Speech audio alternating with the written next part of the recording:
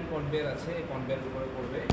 এই incline কনভেয়ারটা emboss type ফাইবারকে grip করার জন্য, তবে এটার মধ্যে কোনো স্পাইক নাই, যার জন্য আমরা ম্যানুয়ালি এখান থেকে যে দুটো ওয়েব ডেলিভারি হয় সেই দুটো ওয়েবকে এই পর্যন্ত তুলে দিতে হয় উপরে।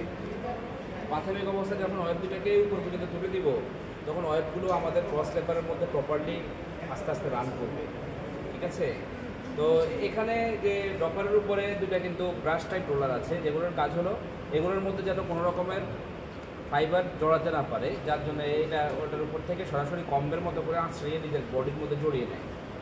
আর কোনো সময় যদি আমরা এখান থেকে ড্রপিং করার ক্ষেত্রে কোনো অসুবিধা হয়, যেমন আমরা নিচেটা ড্রপিং করতেছি, ওয়েবটা উপরটা প্রপারলি ড্রপিং করতে পারি নাই, তখন সেটা রোলারের মধ্যে না জড়িয়ে উপরের যে আমাদের ব্রাশ রোলার যেটা আছে সেটার মধ্যে জড়াবে, সেটা ওভার ফিট হবে না মেশিনের।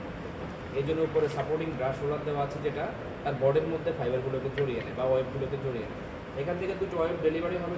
ওয়েব ডেলিভারি হওয়ার পর আমাদের যে ইনক্লাইন কনভেয়ার আছে সেটার মধ্যে আমরা ম্যানুয়ালি দুটো স্টিক দিয়ে এটার মধ্যে ফিট করে দেবো। ফিট করে দেওয়ার পরে কনভেয়ারটা সরাসরি ওই পর্যন্ত নিয়ে যাবে। ম্যানুয়ালি দেওয়া হয় কেন, এটা নিতে পারে না? এটার মধ্যে স্পাইক নাই, যদি স্পাইক থাকতো এটা তো ইনক্লাইন অবস্থায় প্লাস্টিকের জিনিস, এটার মধ্যে যদি ওয়েব দেই, ওয়েব তো হালকা জিনিস, এটা তো চাপ দিয়ে থাকবে না, লাইট ওয়েট, সেক্ষেত্রে এদিকে গড়িয়ে পড়ে যাবে, যার জন্য এটাকে এই পর্যন্ত দিয়ে চাপ দিয়ে ধরে উপর পর্যন্ত পাস করে দেওয়া লাগে। আর এখানে যদি আমরা স্পাইক ব্যবহার করতাম, তাহলে তো স্পাইকের কারণে আমাদের ওয়েবটা ক্ষতিগ্রস্ত হইতো, ফাইবার যে ওয়েবটা আছে সেটা ক্ষতিগ্রস্ত হতো, যার জন্য এখানে স্পাইক ব্যবহার করার সুযোগ নাই। হ্যাঁ, এই কনভেয়ারে। আর এই কনভেয়ারের অ্যাঙ্গেলটা কম বেশি করা যায়, হালকা একটু উপরে উঠানো যাবে, হালকা একটু নিচে নামানো যাবে, তবে একটু সামনে অগ্রসর করে কম বেশি করে দেওয়া যাবে। এখানে মোটামুটি 45 ডিগ্রি মতো আছে, নিয়ার 45 আর 45 ডিগ্রির মতো অ্যাঙ্গেল আছে। আমরা যদি তাহলে কম করে এটা ওখানে সরাসরি চলে যাবে। চলে যাওয়ার পর এবার এখানে আসি।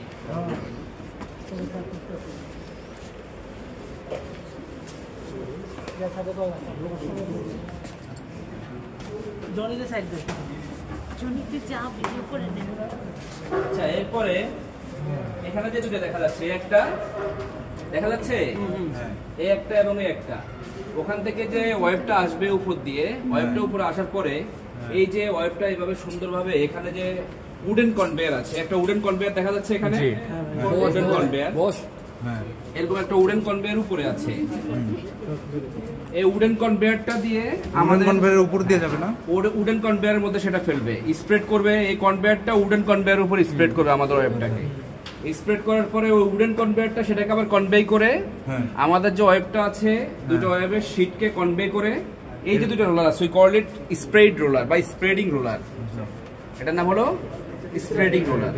এই স্প্রেডিং রোলারটা ক্রস আকারে এখানে ল্যাপ দিবে, নিচে ক্রস আকারে, এখান থেকে প্যারালালি ডেলিভারি হচ্ছে না, করবে কিভাবে? হ্যাঁ, ওই যে এই ফাঁকা আছে মানে এখান দিয়ে এসে এই কনভেয়ারটা কনভে করে, এই যে দেখা যাচ্ছে এই যে ওই দিক দিয়ে কনভে করে, এটা নিচ দিয়ে কনভে করে তারপরে এটার মধ্যে ফেলবে, ঠিক আছে। এটার মধ্যে যখন ফেলবে তখন এই স্প্রেডিং রোলার যেটা, এই রোলারটা এটাকে পিছাবে, সামনে পিছনে মুভ করবে, এটা এই সামনে পিছনে মুভ করবে, সামনে পিছনে মুভ করে ওই যে এই যে কনভেয়ারের লাস্ট প্রান্ত, এটা হলো কনভেয়ারের লেন্থ ডিরেকশন, এটা হলো কনভেয়ারের লেন্থ, আর এটা হলো উইথ, ওই উইথের ওটা হলো লাস্ট প্রান্ত, এটা হলো লাস্ট প্রান্ত, এটা হলো এই প্রান্ত, ঠিক আছে।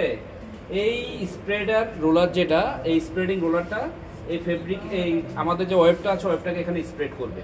আর এই স্প্রেড করার যে উইথটা সেটা আমরা কন্ট্রোল করতে পারি উপরের সেন্সর থেকে। আমার সেন্সর আমার এই স্প্রেডটা কতটুকু এরিয়া নিয়ে স্প্রেড করবে সেটাকে আমরা নিয়ন্ত্রণ করতে পারি।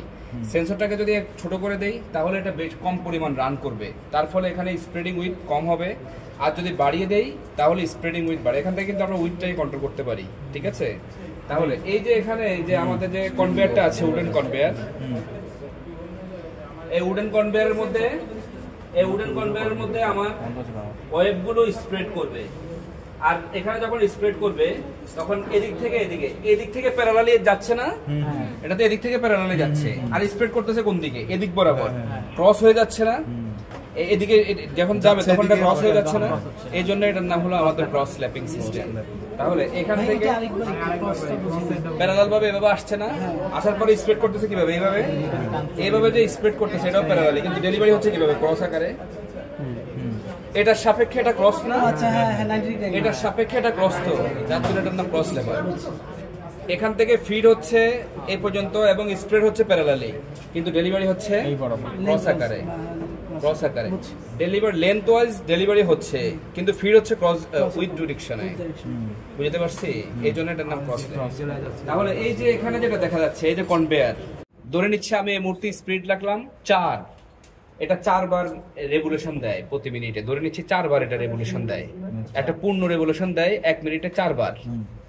তো আমি যদি সেটাকে 4 করে ধরে নিচ্ছি, 4 রেভলিউশন দেওয়া অবস্থায় এটার মধ্যে লে পড়তে পারে 4টা। আমি যদি তাকে যদি 4 থেকে 2 করে দিই, তাহলে কয়টা হবে লে? 8টা হবে।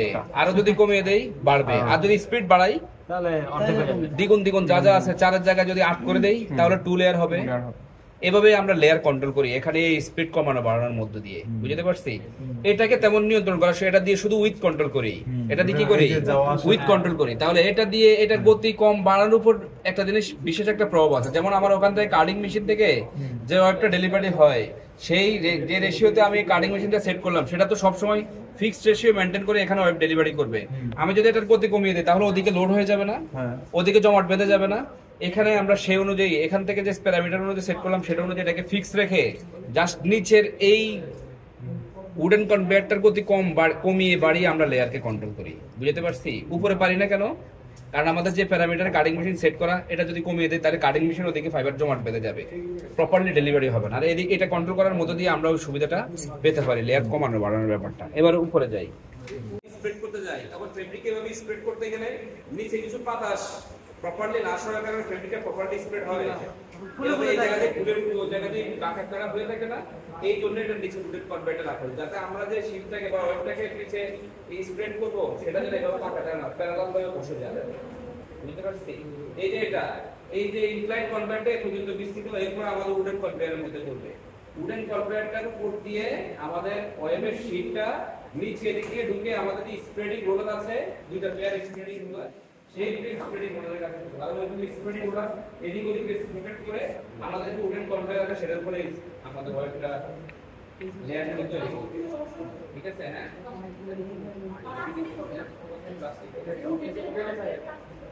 এখানে উডেন না দিয়ে যদি প্লাস্টিকের গ্রিপ ভালো হবে, ঠিক